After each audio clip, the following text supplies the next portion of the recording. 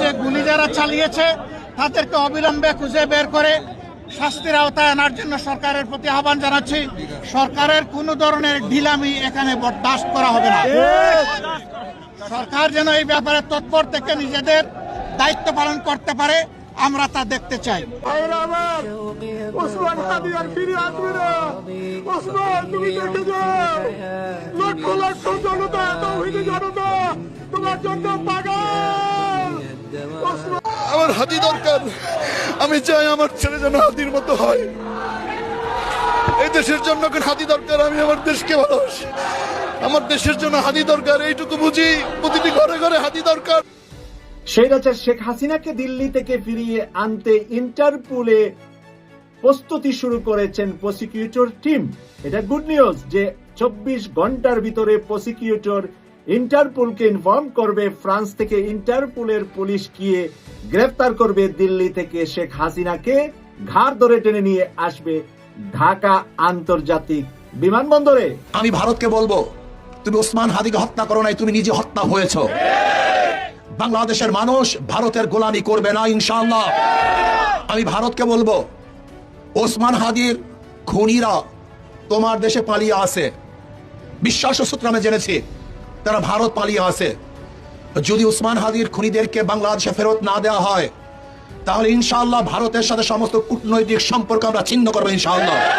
আসসালামু আলাইকুম প্রিয় দর্শক, নতুন একটা নিউজ ভিডিওতে আপনাদের সবাইকে স্বাগতম। প্রিয় দর্শক, ভিডিওর শুরুতেই কয়েকজন রাজনৈতিক বিশ্লেষকগণের বিশ্লেষণ শুনে ইতিমধ্যেই কিন্তু আপনারা আন্দাজ করতে পেরেছেন আজকের ভিডিওটা বা টপিকটা কতটা গুরুত্বপূর্ণ এবং আকর্ষণীয় হতে চলেছে। তো প্রিয় দর্শক, কথা না বাড়িয়ে চলুন একটি লাইক দিয়ে সেই বিশ্লেষকগণের বিশ্লেষণের মূল আলোচনার অংশগুলো শুনে আসি। যে পিতা সন্তানের লাশ শনাক্ত করতে ভয় পায়, আমি তাকে ঘৃণা করি। যে ভাই এখনো স্বাভাবিক নির্লজ্জ হয়ে আছে, আমি তাকে ঘৃণা করি। যে শিক্ষক, বুদ্ধিজীবী, কবি ও জ্ঞানী প্রকাশ্য পথে এই হত্যার প্রতিশোধ চায় না, আমি তাকে ঘৃণা করি। এই মৃত্যু পথটা আমার দেশ না, এই জল্লাদের উল্লাস মঞ্চ আমার দেশ না, এই বিস্তীর্ণ শ্মশান আমার দেশ না, এই রক্তস্নাত কসাইখানা আমার দেশ না। এই স্বাধীন বাংলাদেশে আমি একজন শিক্ষক হয়ে আমার যে শিক্ষার্থীদের হত্যা করা হয়েছে, আমি তার বিচার চাই।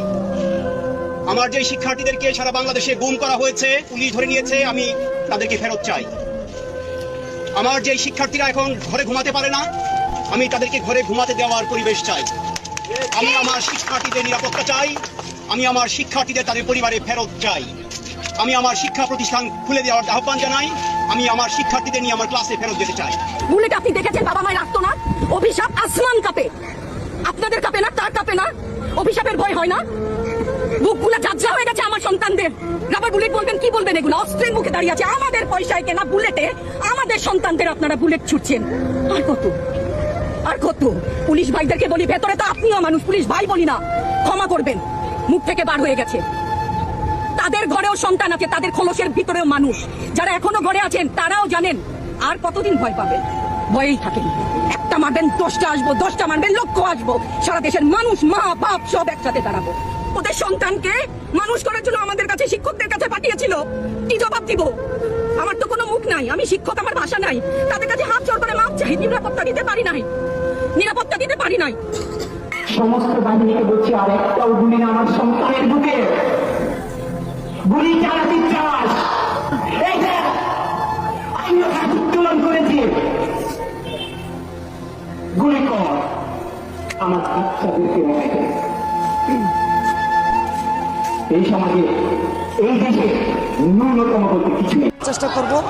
আপু, একটু জানবো যে এত রাত্রে এখানে আপনারা কি দাবিতে নেমেছেন? আমরা প্রত্যেকজন হাদি, আমরা চাই এই জাহাঙ্গীর, এই উপদেষ্টা প্যানেল, এই উপদেষ্টা বেঈমানরা আমাদের নিরাপত্তা দিতে পারেনি।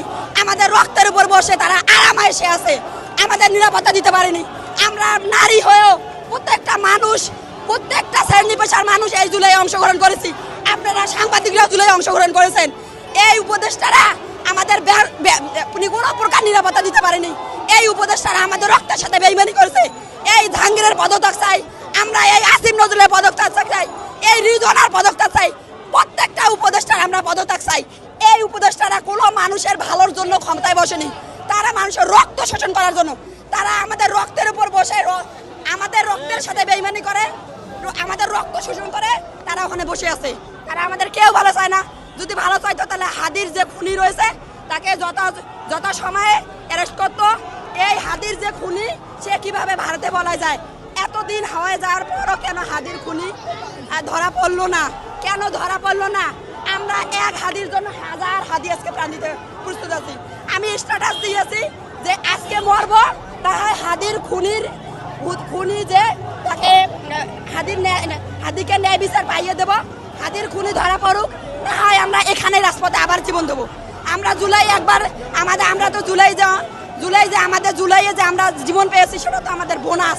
আমরা দরকার হলে আবার আমরা এই জুলাই নেমেছে, আবার জুলাই নেমে আসবে।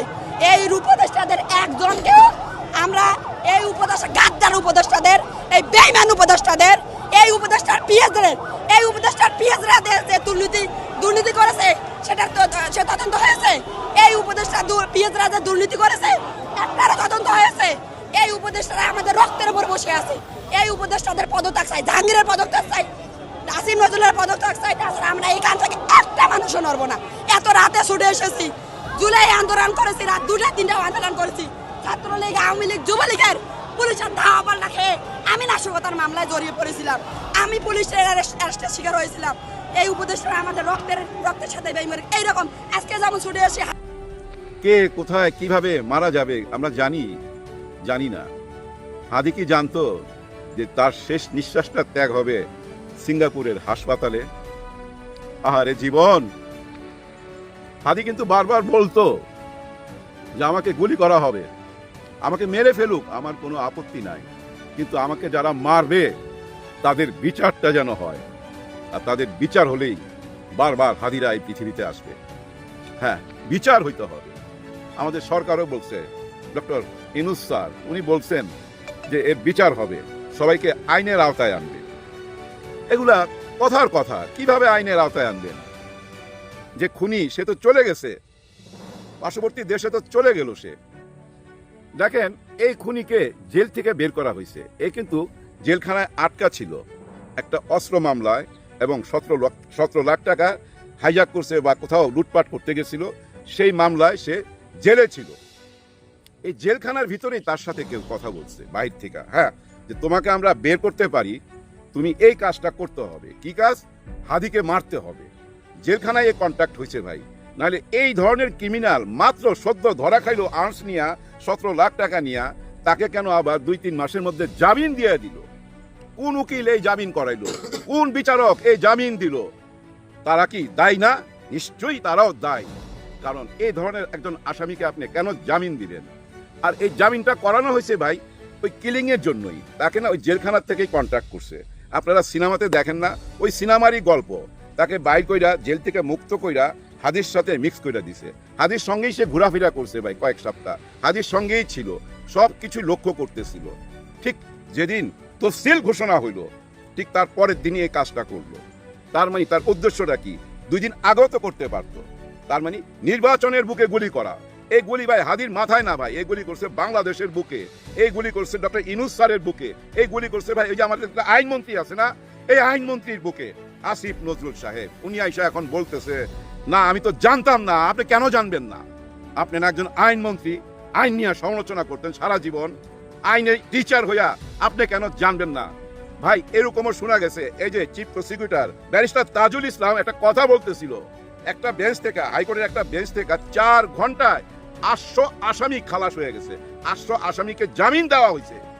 চিন্তা করছেন 4 ঘন্টায় মানে কি হারে বিজনেস চলতেছে, ব্যবসা বাণিজ্য কিরকম চলতেছে, একদম রমরমা ব্যবসা বাণিজ্য গত 15-16 মাসে কইরা গেল ভাই, কালো কোট পইরা। ওনারা দেখেন, ওনাদের বিবেকও লাগলো না যে একজন খুনি আসামিকে কেন আমি ছেড়ে দিচ্ছি দেশের এই অবস্থায়। আচ্ছা ছেড়ে দিতে পারে, ওর সাথে কন্ট্যাক্ট কইরা হাদিকে মারার প্ল্যান করতে পারে। আমাদের গোয়েন্দারা কেন এগুলো জানে না? তারা কোথায়? কেউ জানলো না। এতগুলা গোয়েন্দা বিভাগ এই দেশে, কেউ জানলো না। আমার একটা কথা বলার ইচ্ছা হয়, বারবার ইচ্ছা হয়, বলতে চাই আজকে। কাকে জানেন? জনাব ওয়াকার সাহেবকে। জনাব ওয়াকার সাহেব, ইতিহাসের অংশ হইতে পারতেন আপনি। হ্যাঁ, ইতিহাসের অংশ হইতে পারতেন। এখনো আপনি ইতিহাসের অংশ, কিন্তু ইতিহাস আপনাকে কিভাবে বিচার করবে? কোন পাতাতে লিখবে, কলঙ্কের পাতায় না বিজয়ের পাতায়? কোন পাতায় আপনার নাম লেখা হবে? একবার চিন্তা করেন।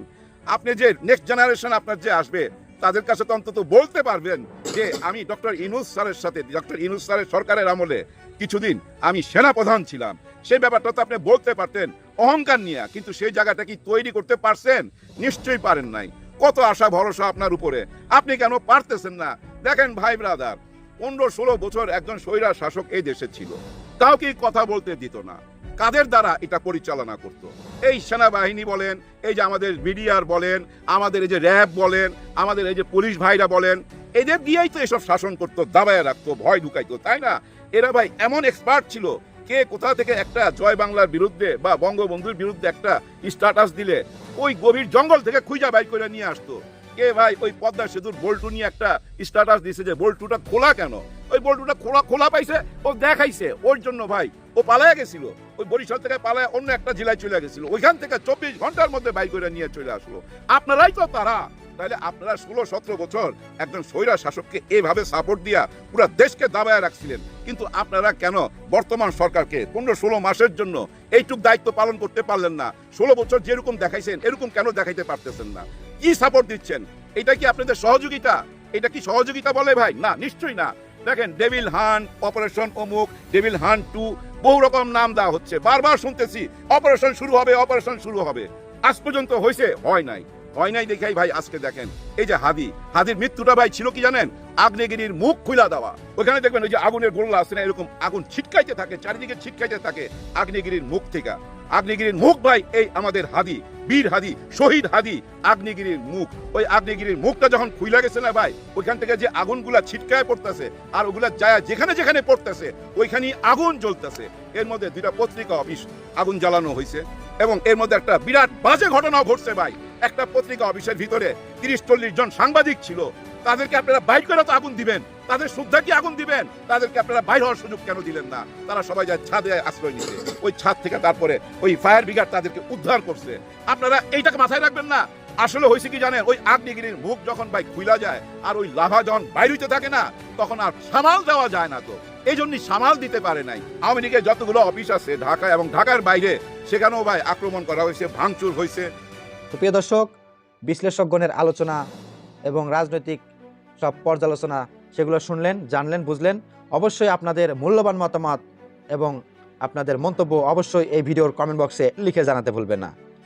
আর হ্যাঁ দর্শক, যারা এখনও আমাদের এই ডেইলি মেসেজ নিউজ চ্যানেলটি সাবস্ক্রাইব করেনি, প্রতিনিয়ত এরকম দুর্দান্ত নিউজ আপডেট পেতে অবশ্যই চ্যানেলটি এখনই সাবস্ক্রাইব করে পাশে থাকা বেল বাটনটি অন করে দিন। আর যারা ইতিমধ্যেই সাবস্ক্রাইব করেছেন তাদেরকে অসংখ্য ধন্যবাদ জানিয়ে আজকের মতো এখানেই বিদায় নিচ্ছি। আল্লাহ হাফেজ।